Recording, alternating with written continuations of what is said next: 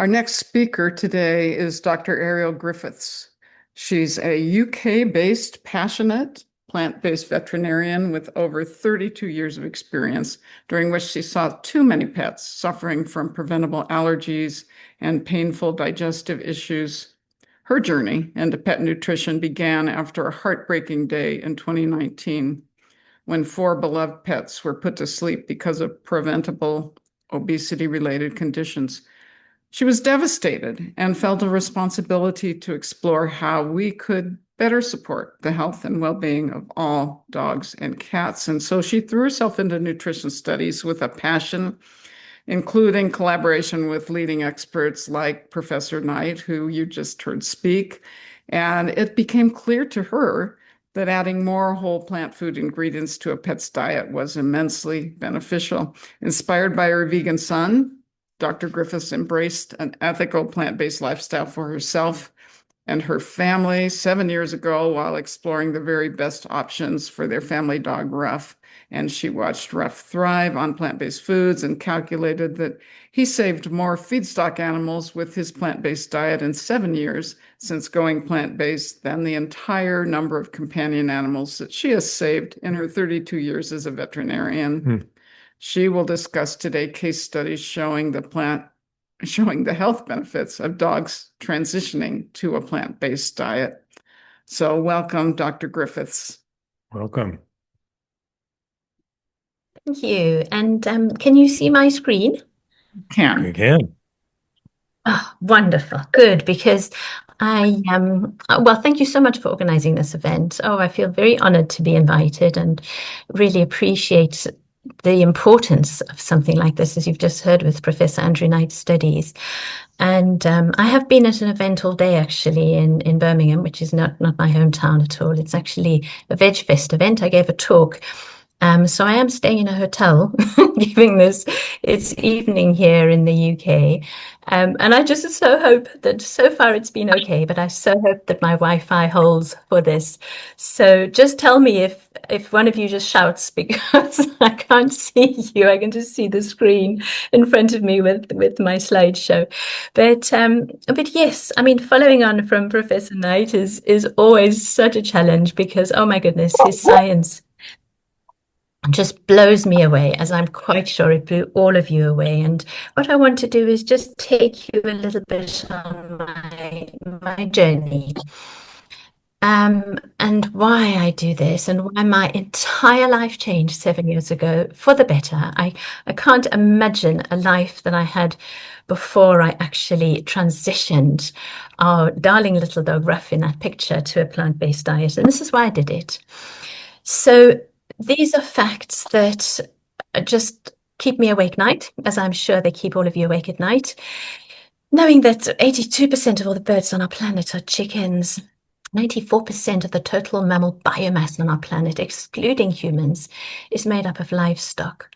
4% of wild mammal biomass is all that is left, which in my lifetime, in my late 50s, I grew up in South Africa, a country rich in wildlife. And just knowing that there's just 4% left for my children and hopefully one day grandchildren it keeps me awake at night. It horrifies me. And everything I'm doing prevents this climate anxiety. But what I want to really talk about here is the satisfaction for me as a vet doing what I do. And I did see the lovely Dr. May has joined this talk, which I'm thrilled with. She's one of your veterinarians in the US who I know is also wonderful in the plant-based space. And so just welcome, Dr. May. So what we choose to feed our dogs is the most personal an emotive decision we will ever make. As a veterinarian, when you stand in a consulting room, and I've always only ever worked as a GP vet, which means that I'm the one who is there with the carer, with the animal in front of me. I don't like being around the back doing tests and operations. I always love to consult. I love the bond that people have with their animals. And whenever nutrition was brought up, it's always a topic that people were actually the carer actually wouldn't tell you what they fed their dogs, even though they know exactly. You would say, "What do you feed your dog?" "Oh, it's a red bag. It's by the door. I've forgotten its name." They know exactly what it is, but they're so scared of being criticized, as we all are with the choices we make, that they don't tell you. And yet there was one particular day, as Beverly mentioned, when as a vet, it was just heartbreaking, because as a GP vet at working for a charity, which is in this picture, I worked for one of the charities in the UK. You see about 50 animals a day, so 10-minute consultations, blub, blub, blub, blub, blub, really fast. And in that one day, there were four animals that came in with obesity related terminal issues. The enormous Labrador that had little stick legs and just collapsed on the floor. It was so overweight, it couldn't even stand. The dog, the cat that was so grossly overweight, it couldn't even groom itself anymore and riddled with cancer. The dogs with open wounds from mammary cancers, which could have been avoided, but obesity overriding all of this. And I got home and I said to my husband, who's also a veterinarian, and I just was drained. And I just said to him, "There's a problem with the way we're feeding our dogs and cats. I've no idea where it comes from. I'd been a vet for 25 years and I just thought, I can't cope. I had 4 animals to put to sleep today because of that. I'm going to start pet slimming classes." And I do everything with a passion, as I think a lot of us do. And I threw myself into gusto. And for a whole year, I was passionate about running pet slimming classes, very similar to human slimming classes. I even joined Slimming World in the UK myself to find out the structure. And I thought, right, I'm going to have dogs come to these classes and I'm going to teach them how to get their dogs to lose weight. And I bought a scale, as you can see, and I hired a little village hall in one of our little market towns in the UK. I had a shirt made, I had a beautiful logo made, and it was a complete and utter failure. For a whole year, I threw myself into this, but nobody wants to be told that their dog or cat is fat. It's a little bit like a mother takes obese and needs to go to these classes. Nobody wanted to listen. Nobody wanted to acknowledge that there was a problem. Nobody wanted to change. I felt incredibly disheartened and I pulled everything down. And it was after a year, inspired by my son, who was a very sensitive teenager at the age of 18, came to his mum and dad, who knew nothing about veganism. We both grew up in Africa, my husband in Zimbabwe, me in South Africa, and I grew up with a French mother. You can imagine the influence of meat, cheese in my life. I loved that food and I always admired him, and I always just thought, oh my goodness, I could never give up all of what I've loved all my life. But having wanted to run these slimming pet classes, I did what every vet should do, is learn more about nutrition. Because as a veterinarian at vet school, and I finished in the 1980s, I was a vet who finished in the early 90s, I learned nothing about small animal dog and cat nutrition, absolutely nothing. We spend months and months in our course, and it's the same with veterinarians today. Months and months is spent learning about how to feed a dairy cow, how to feed a chicken so that it grows to a certain weight to be slaughtered. You're taught all about that nutrition, and you're taught nothing about dogs and cats because it's just a given that the big pet food corporates will sort it all out for you in practice. They'll say, right, and that's what I did for 25 years as a veterinarian. I would, whichever practice I worked at, they always had the corporate-based pet foods on the side, and I would say, right, your dog shouldn't have this kibble and that wet food, and it was always one of the enormous pet food corporates that just dominate the veterinary industry. But I did so much research because I was passionate about helping people with letting them losing weight with their dogs. I thought, where is the problem coming from? So I did nutrition course after nutrition course. And when I couldn't get enough from the UK, I turned to Germany. And Germany's 8 years ahead of the UK. And they had these wonderful companies that were so inspiring. Veg Dog in Germany and Vegan for Dogs.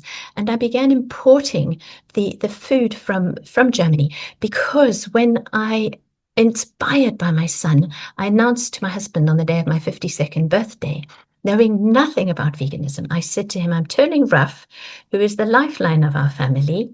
We have 4 children.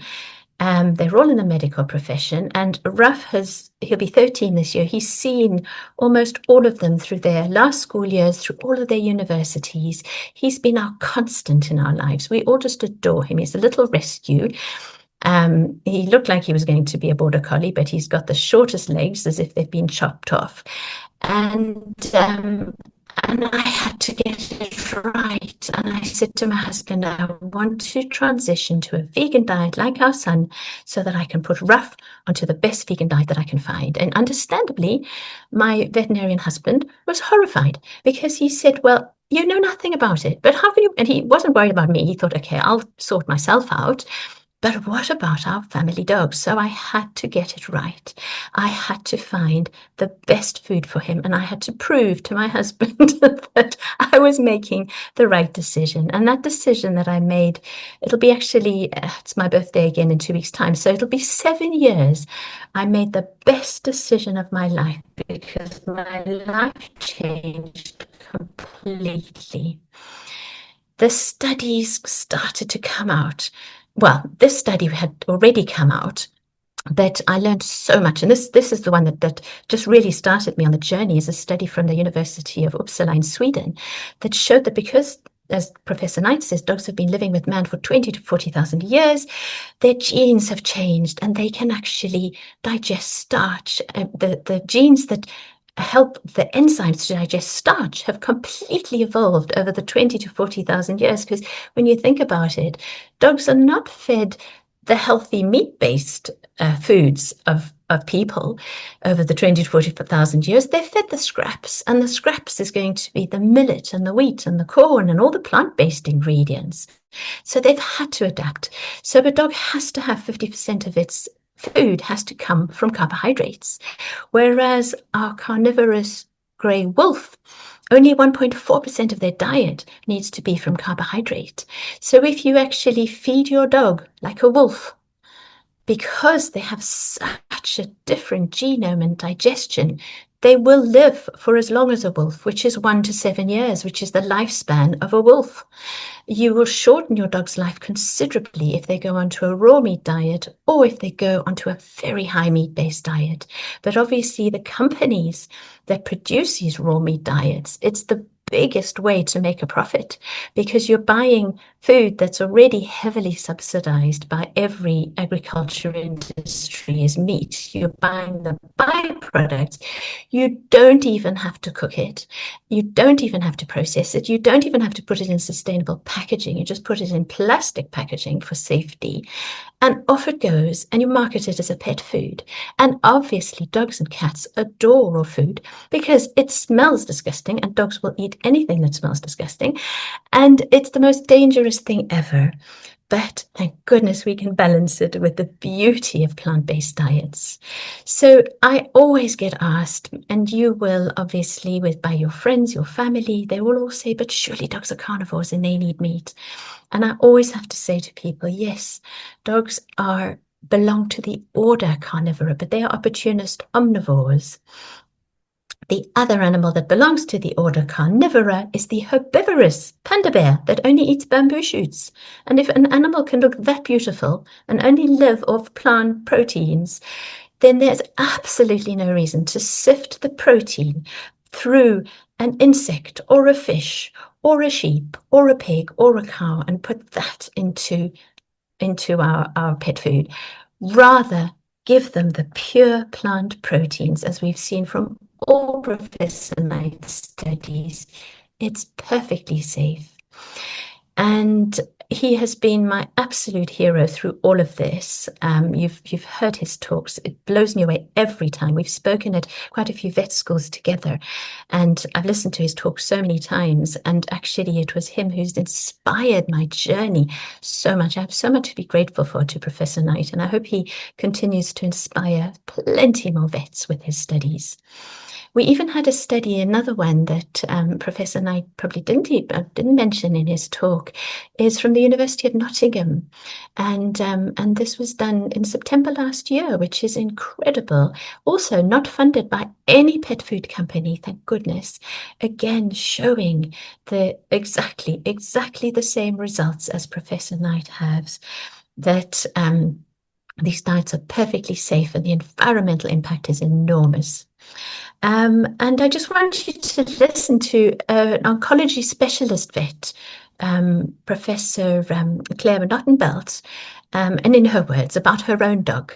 She's actually an oncology specialist. So these are in her own words. I hope it does work. I'm a cancer dog owner as well as a vet, and I want the best for my dog, like most people do. And what I found was when I've changed my dog onto plant-based food, the transformation was frankly amazing. I did it for a different range of reasons, but the transformation in him has made me realize what benefits we can gain from feeding our dog plant-based food. His coat is super shiny, his weight was much improved. You know, he was slightly overweight Labrador, and now he's a pretty perfect weight Labrador, which in itself is no mean feat.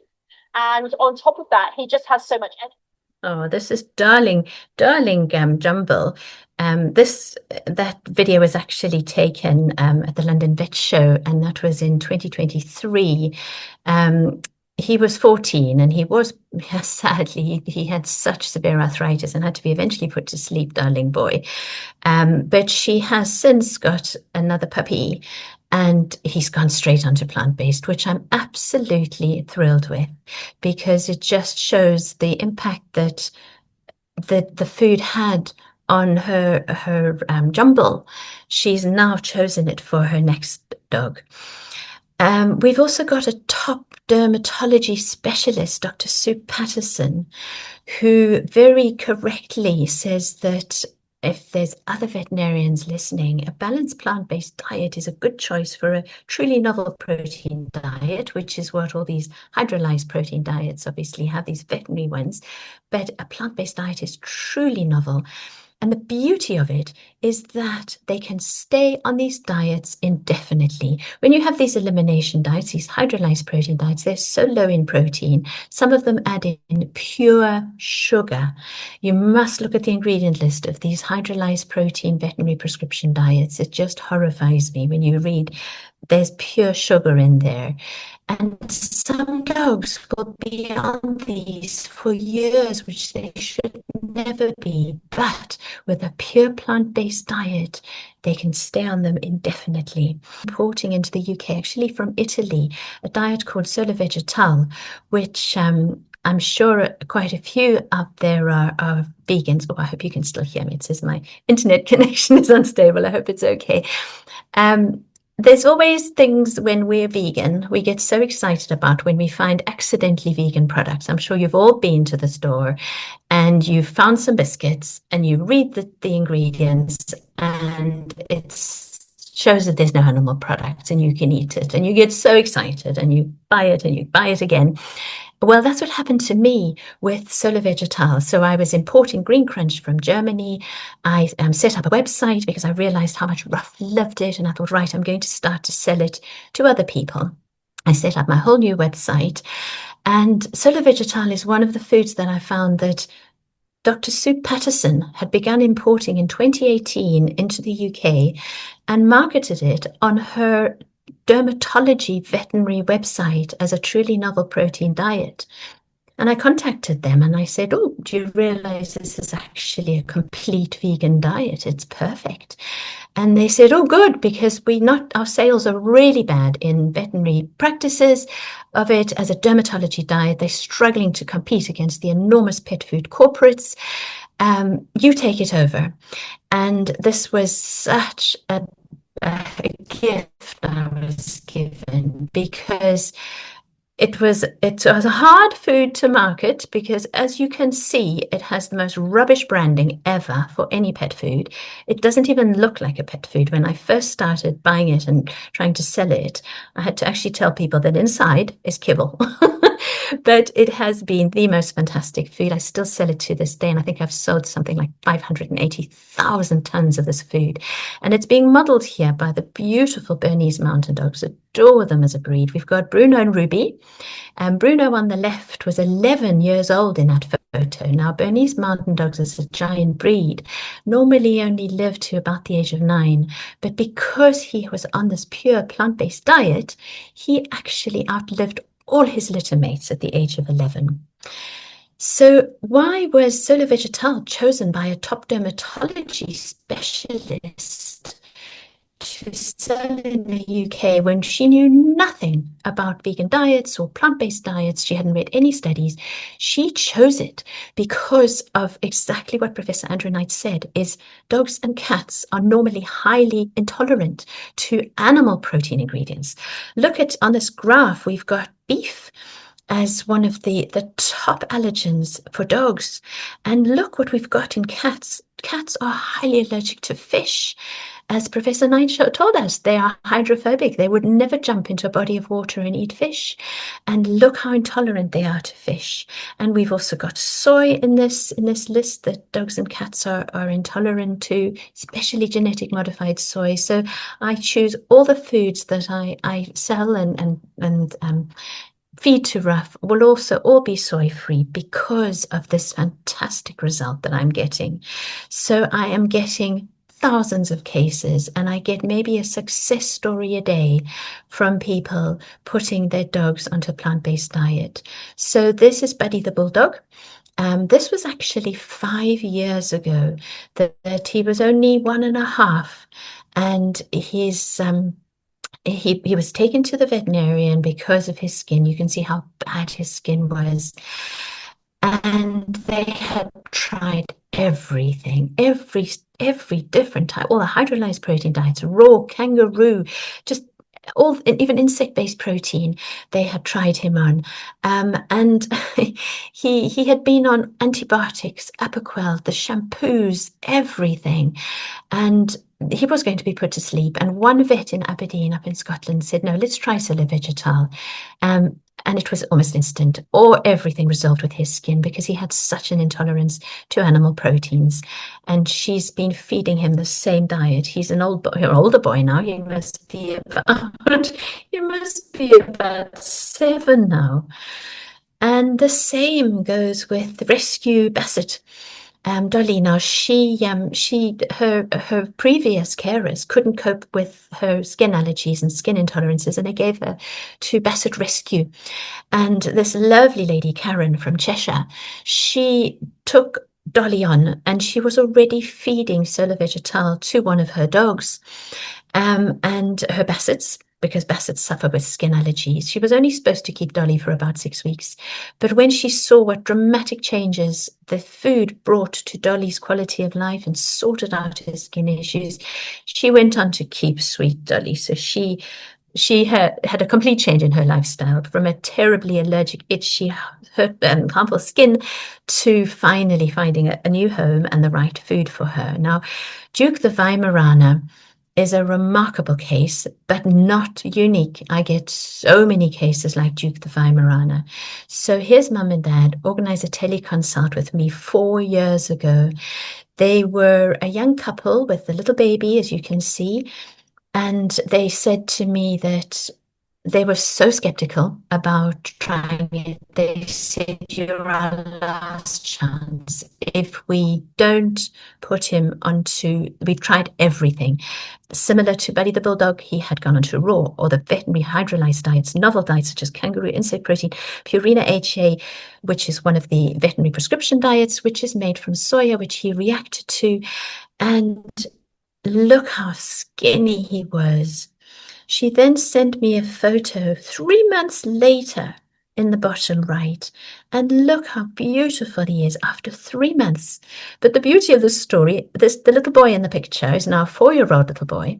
But she's so thrilled that this food has basically saved the life of her dog, that every year I get a photograph of Duke and he's sitting under the Christmas tree with his, this time his little bandana. Last year, she's had another baby since. And the little baby in the picture is now a 4-year-old. And this is just the beauty of plant-based diet. And what are vets saying? So this is actually, she's a veterinarian herself. And this is Pola, her sweet rescue bull terrier. Now, dogs with pink skin and white coats, whatever breed they are, they will be sensitive, highly sensitive to animal protein ingredients, and they are the ones with allergies and intolerances. And she also transitioned Polar onto a plant-based diet. So thrilled that she actually just recommends this food now to all her work colleagues, which is wonderful. The number of dogs that she would have changed the lives of so many dogs.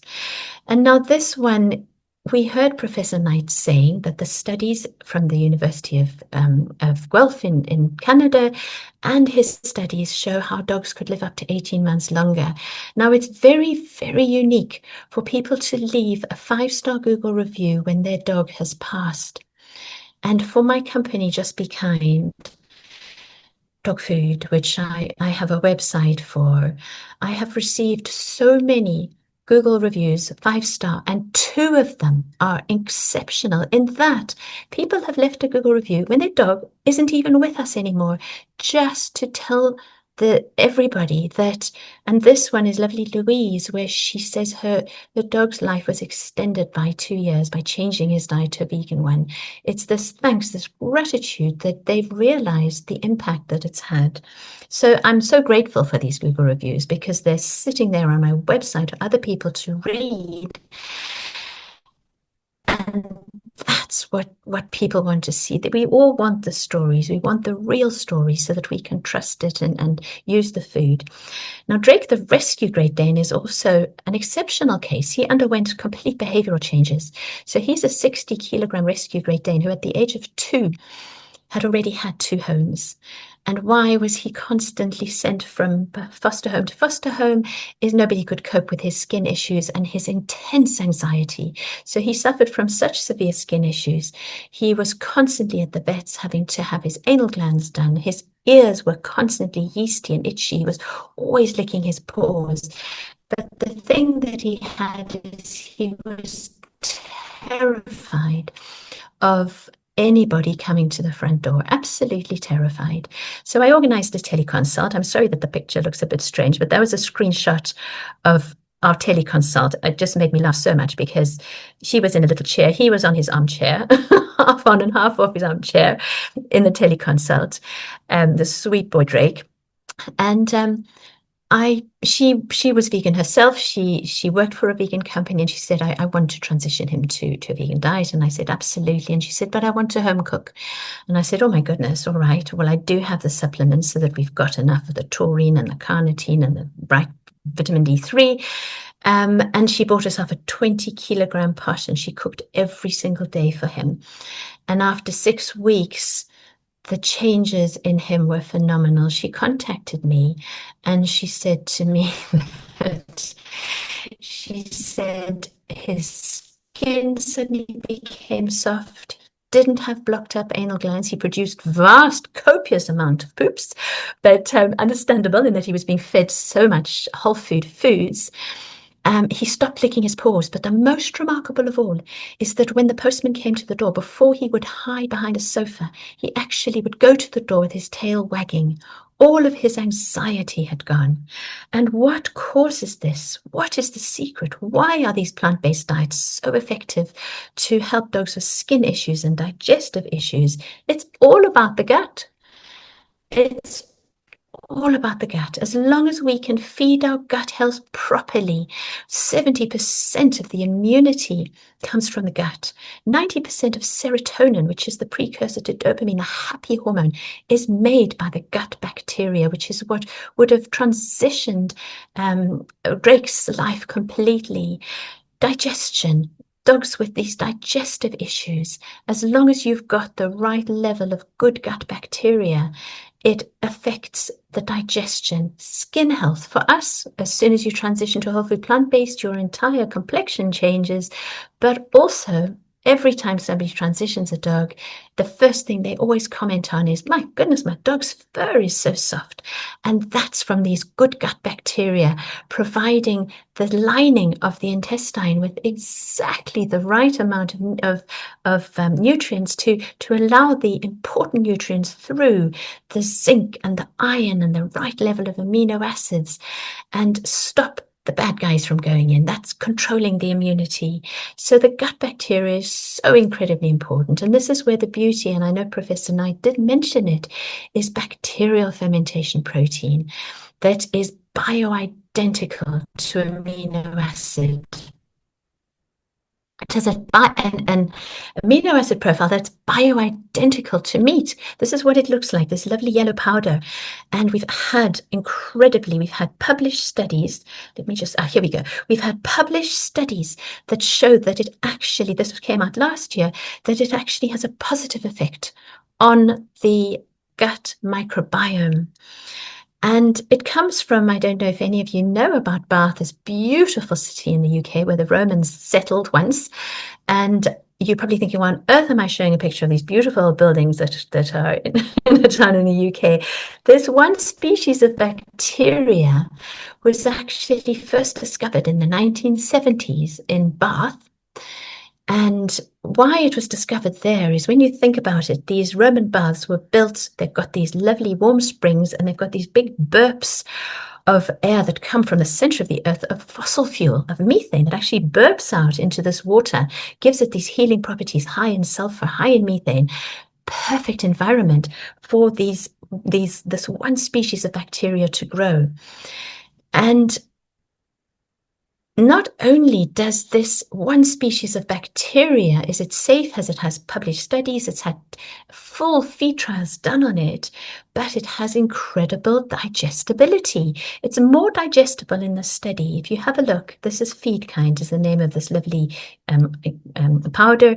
It has a higher digestibility than chicken meal, a higher digestibility than pea protein, and a much higher digestibility than black soldier fly. And for me, as a vegan vet, with everything I do, this would be my absolute dream, as Professor Knight showed us, is it's being made in vast quantities, and it's available now. We're putting it into food this year in the UK. It's going into a cold pressed food that will be available with fermentation protein. It's in Germany, in Microbell, which is a dry food that I import and sell. But my dream would be for every single one of our slaughterhouses to be replaced. They look the same from the top, but yet this one has clean, pure bacterial fermentation protein that feeds off fossil fuel. You can't get more sustainable than that. So it's been used already in the UK. It was recognized as an ingredient and that can be put into food in Europe and the UK. They are still trying to get the license for it to be licensed in the US, but that'll be very soon for you, because this food is exceptionally palatable. I interviewed a man last week for my podcast who does parkour, where he's a German man in Berlin. He's phenomenal. What an athlete. You know, where parkour is where they fly against buildings and they jump off the top of skyscrapers and they're just incredible, all freestyling. And he does it with his border collie called Ninja, who's now 9 years old. Ninja also flies on the, beautiful to watch. Just look up Parkour Ninja on Instagram. I can't stop watching the videos of the two of them. The bond that they have is beautiful. And he actually has put his dog, he's an influencer for Microbell in Germany, and he's put this dog that has the most exceptional athletic ability onto Microbell. This is a dog in the UK who suffers from such severe IBD. And remember, I told you how bacterial fermentation protein enhances the digestibility, enhances the gut microbiome. He absolutely loves Microbell. And he's also a highly athletic dog, is Lucky Mac. He lives in the Highlands in Scotland, and he goes bike touring with his mum. I mean, you can't get something more wonderful than that, where he runs in front of the bike. He has a harness. He absolutely loves it. And thank goodness for microbial and plant-based foods, because it sorts out his digestive issues. And we've got it as well. Finally, it's arrived, and it was made only this year for cats. We've actually got this bacterial fermentation protein that's been put into treats called Pure Bites. They're crunchy on the outside, creamy on the middle, a bit like a Ferrero Rocher chocolate. And I've tasted them. I've done videos of me eating them. They really do taste great. And this is our future. It is so exciting. These particular images just make my heart sink. How we are plundering our oceans when we have solutions. And this is another solution that we have, is stopping plundering the ocean, of getting these omegas. We've got these fantastic farms in Holland that grow one species of microalgae called Schizochytrium. Can you imagine this? Sustainable farming is incredible. They absorb carbon dioxide, they release oxygen, and they make pure omega-3 that fish would normally eat. And it's got an exceptionally high level of the right level of fatty acids to help dogs and cats. We've got one for cats as well. But look what it did for lovely Roop. I actually met his mum at the show today, and she's just such a darling, Jay. She took some of the omega-3 because she showed me, she just said it's like a magic potion for his skin. This is what his skin used to look like, but obviously giving his pure omegas, he has no more skin issues. We have it for cats as well, because as Professor Knight told us, cats should never be eating fish. It's the main allergen in cats. They can suffer from kidney disease, from the high level of arsenic, one of the heavy metals, can suffer from hypothyroidism, from one of the high levels of mercury, and it contains thiaminase, which causes neurological concerns. If a cat was just to eat fish, it would actually kill them very quickly. So cats should never be fed fish, but obviously it's so cheap to plunder the ocean and put the byproducts of the fish industry into cat food and feed the corporate pet foods. As you can hear, I'm not a fan of corporates at all, to feed their investments. Raw feeding of cats, our next pandemic. We've had so many cats in the US that have died, I know, from avian flu.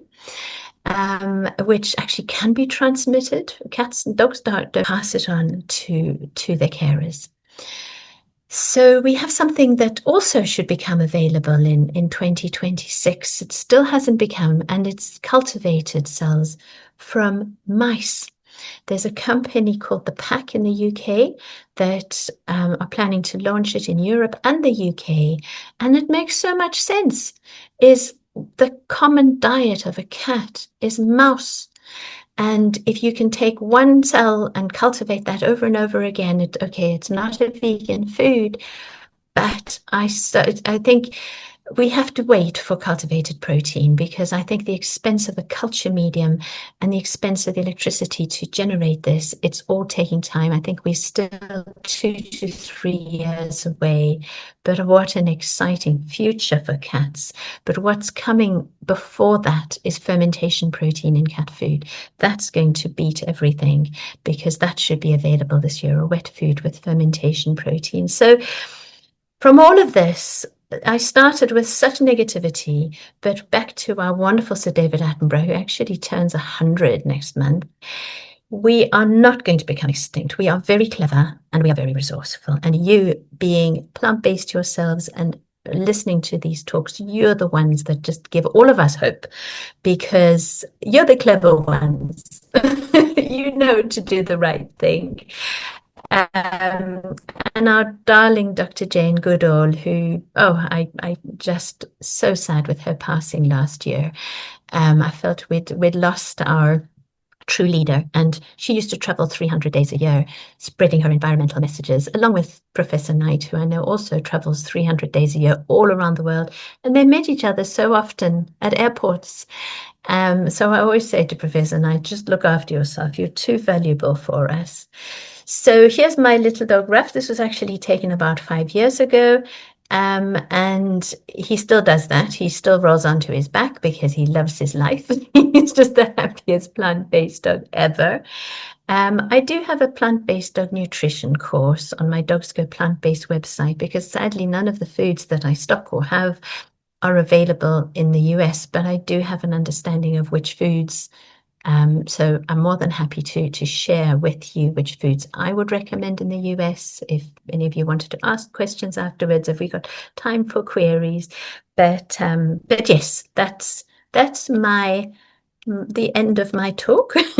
Should I stop my share now? Yes, go ahead, And Dr. Griffiths, and yeah, we'll jump into okay. some questions. And I just love the case studies. It's so I don't know, it just makes it so real in many ways. I have a question to start off. Well, a couple ones around the fermented bio-identical products. So these products, even though they are bio-identical to meat, they do not cause the allergy reactions and things that animal foods cause. No, they don't. You see, that's the absolute beauty of these is they are true novel proteins in that a dog would never have come into contact with this type of bacterial protein ever before. And they enhance because they're made from bacteria, they obviously have that wonderful effect of enhancing the gut microbiome, but they can only be put in at a certain percentage into the food. So I think it's no more than 10%. And in Microbell, I think it's put in I think it is at exactly 10%. So there's a certain level, and I think higher than that, then possibly that, yeah. Oh, that's so sweet. Someone said that. How you started? Never heard before you started your own brand. I started my own brand thanks to Solo Vegetal because the sales of it have been phenomenal, and I've just put every penny back into my company. I've had no external financial investment because I don't want this to be a money-making venture to feed investors. And it's been successful. I've been able to just keep growing and producing, and it's the most exciting journey I've ever been on in my 50s. I never dreamt in my 50s I could go on this journey. So if I can help any of you, I'm more than happy. There must be some of you in the US who want to do this because yeah, I'm all on my own, like Professor Andrew Knight in the UK. So there must be someone in the US who wants to do. Right. But are Canadian companies actually doing it? And someone was asking whether Barbara Mills is asking whether you can recommend vegan dog foods produced by Canadian companies. Now, Canadian companies, I think we've got Evolution and Halo. And I think VDOG is also available in Canada, but no sort of individual companies that I know of. The US has the most wonderful. There's actually a fresh food company called Bramble, who won an award last year for the best fresh food, a dog food company in the US, which is exceptional. I can be so proud of that. It was Lewis Hamilton, our racing driver, who's bulldog, the world famous vegan bulldog Roscoe, who I think it was Dr. Jane Goodall and Roscoe, the vegan bulldog belonging to Lewis Hamilton, who died within a few weeks of each other. It was absolutely heartbreaking. He used to eat bramble, fresh food, and he lived till almost, I think he was almost 12, which also is exceptional for a bulldog. So yes, and we've got Porco.com and Petaluma as well that you've got in the US, also really lovely companies. And I think Porco.com might be moving into the fermentation protein space as well with some of their foods. That's great. And be sure to look at your companion guide that you're going to get because there is a special offer from Bramble. So it'll provide a chance to try that. This is a question from Deb Thompson. Does your course teach us how to make nutritionally balanced vegan diets at home? It does, yes, because I had so many people in the UK wanting to make home cooked diets because the world's dog who lived the longest is a dog called Bramble, who was in the Guinness World Book of Records in 2002 to live to the age of 25. She, in the 80s, was fed a plant-based whole food diet just once a day by her owner, her pet carer at the time, and Anne Heritage, who was a devout activist and vegan, and she refused to feed her dogs anything other than plant-based. And as a veterinarian, it was very frightening for me because she was recommending her recipe, and it had no supplementation at all. And I had stepped into the space and I just thought, my goodness, no one's going to take this seriously. So together with German nutritionists, because their supplements in in Germany, I devised a similar one for the UK. But in the US, you do have Opal is one of the supplement companies, and Compassion Circle. And yes, so I do talk you through how to make homemade diets, obviously using my supplement, but you can use it gives advice on which ones to use with recipes. Because I mean, to me the best thing you can do is to feed one of the complete plant-based diets, the kibble or the wet foods, and then just add in your own tofu, tempeh, sweet potato, quinoa, brown rice, peas, nutritional yeast. Dogs just love nutritional yeast. I mean, Ruff goes mad. We share every day. We go through a whole block, him and I just air fry, chop up a block of tofu, air fry it with nutritional yeast around it, and the saliva just forms every day. I love it. He loves it. It's high in iron, it's high in calcium, it's high in protein, and it's pure proteins, and no byproducts, nothing nasty in there at all. It's always organic because the tofu tends to be organic. So yes, it's just so possible to supplement extra what you're eating, and very, very bonding as well. Beautifully bonding to feed your dog what you're feeding yourself. You mentioned soy is a common allergy. Is that different with tofu or? Yes, exactly. So unfortunately, the soy that tends to be put into dog food is the same soy that's fed to feedlot animals, which is genetically modified soy grown in these enormous plantations. And it's grown in monocultures. Unfortunately, it's genetically modified to withstand the pesticides that are sprayed on these soy crops, and the same with corn as well, that's grown in monocultures. And it's sprayed with pesticides because the weeds will die. They're not genetically modified, but the soy remains. So this soy is then harvested, then fed to the feedlot animals, so that you obviously got this bioaccumulation of this pesticide use. But you just remember that this same soy is very cheap to buy, and it's put into most of the pet foods that say they have soy.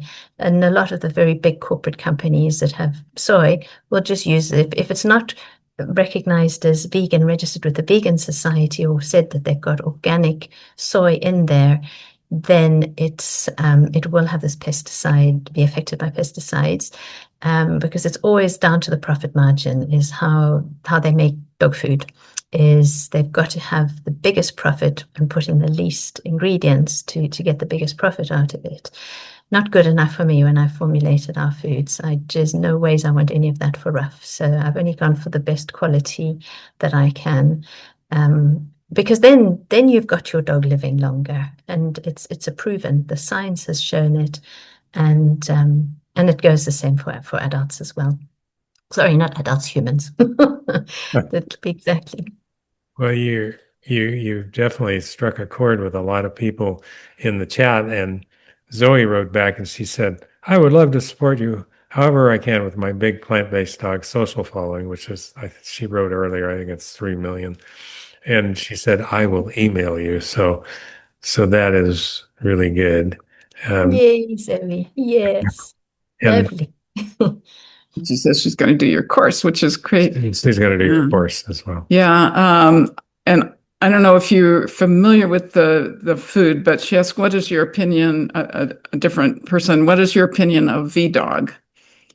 Yes, now VDOG has been around for a long time and actually is also really good. Oh, you've also got Wild Earth. And I saw somebody mention unicorn pate. Now, Wild Earth is one of the first companies to produce a complete vegan wet food. It has very mixed reviews. Some cats love it, some cats won't touch it. And cats are a completely different ball game when it comes to feeding. Dogs will eat anything, but cats are a bit like the French. They are extremely discerning. Put it in front of them and they turn their noses away if it's not what they like. So that's why I hold the future is going to be with either fermentation protein, which has a rich umami flavor. That cats actually crave because it's high in glutamic acid as a bacterial fermentation protein, or this mouse mousse, which will be made from mice cells, just pure mouse, really. But actually, interestingly, this omega-3 algae oil that I have, cats do like that. It almost tastes fishy, and they do seem to like that. And obviously, that's pure. Yes, I've got a question there about chew sticks. It's algae-based chew sticks are normally the best for they have an enzyme. There's a certain brown seaweed plaque off. I think you get that in the US as well. We've got plaque off veggie bones in the UK for teeth. So Dr. Armadi May, who's the veterinarian near Yeah. Arizona, and she's asking, do you formulate any vegan prescription diets for dogs with liver or kidney disease? Hello, Dr. May. So lovely to meet you, online meet you. No, I don't. But I have had 3 cases so far of dogs that they just are exceptional. Is dogs with really high kidney and liver issues, but mainly kidneys. And they actually go on to just a wet plant-based one of the Give a Dog a Bean is the one I've got. They go on to that. And the one case I had, everything went down, all the parameters. The vet couldn't believe it, actually repeated the blood test. So yes, it's not formulated for dogs with kidney disease. Obviously, it's got the same level of phosphates, the phosphorus that you have for adult healthy dogs. But just plant-based diets, wet plant-based diets, seem to be extremely beneficial to dogs with kidney and liver issues. And I think it's just, again, you're feeding the gut microbiome, you're feeding the whole foods. They almost absorb all the toxins, possibly. It's such an interesting one. It's completely. I've had people say write some papers, but I just don't have time to write published papers. I'm too busy answering emails and trying to just sell more. It's so exciting. But yes, it is definitely an opening there. But actually, Bramble, I think they have formulated, along with Professor, you've got the lovely Professor, I think it's Professor Kelly Swanson, and one of the foods by Fresh Food Bramble has been formulated for dogs with renal conditions, which it's the first one of its kind to be made in the world for dogs with kidney conditions. So, yeah. Yeah, and you probably saw at the beginning of the show our dog Leela, who's been plant-based since birth, has been did her introduction and it taught her to speak. But do you recommend any the what you were talking about, the microbiome, and it's so relevant for humans, so why not for our companion animals as well? And it impacts personality, which I think is one commentary you had. Is there like the equivalent of a vagus nerve that goes from the dog's gut, to the brain? Because the humans have that, and it does impact personality as well as health.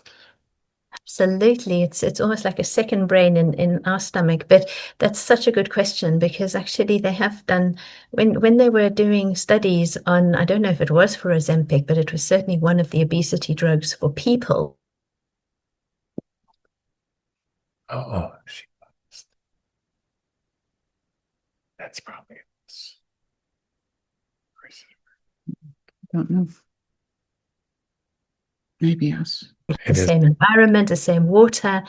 And they actually studied dogs for humans because obviously they produce a large amount of poops, and so they could study these. So what it shows is that we actually share the same gut microbiome, and we share exactly that same transmission from the vagus nerve. But as I mentioned, we've also got it's almost like a light being switched on, connecting the gut to the brain, where you've got these butyrates, which are these short chain fatty acids being produced by the good gut bacteria that actually have this transformative effect in the brain. It's quite incredible that affect the behavior. And you do find, I've got a few cases where dogs were very fearful of other dogs. They go into a whole food, this lovely, rich, complete plant-based diet, and suddenly the fear goes and the anxiety goes. So behaviorally, yes, it's a wonderful diet for that. Well, for every issue in that I've seen has helped resolve. Great. I mean, it's the same for humans that we teach at Healthy World Vitality, our nonprofit. It benefits all the species, whether they have 2 legs or 4 legs. Yes, yeah, absolutely. We thank you for Yeah, we're going to have to wrap up. This hour has gone by so rapidly. fast. Yeah, but wonderful presentation. We Thank you thank you. so much. Your Oh, discussion, an absolute pleasure. and congratulations on your journey. You're a lovely audience.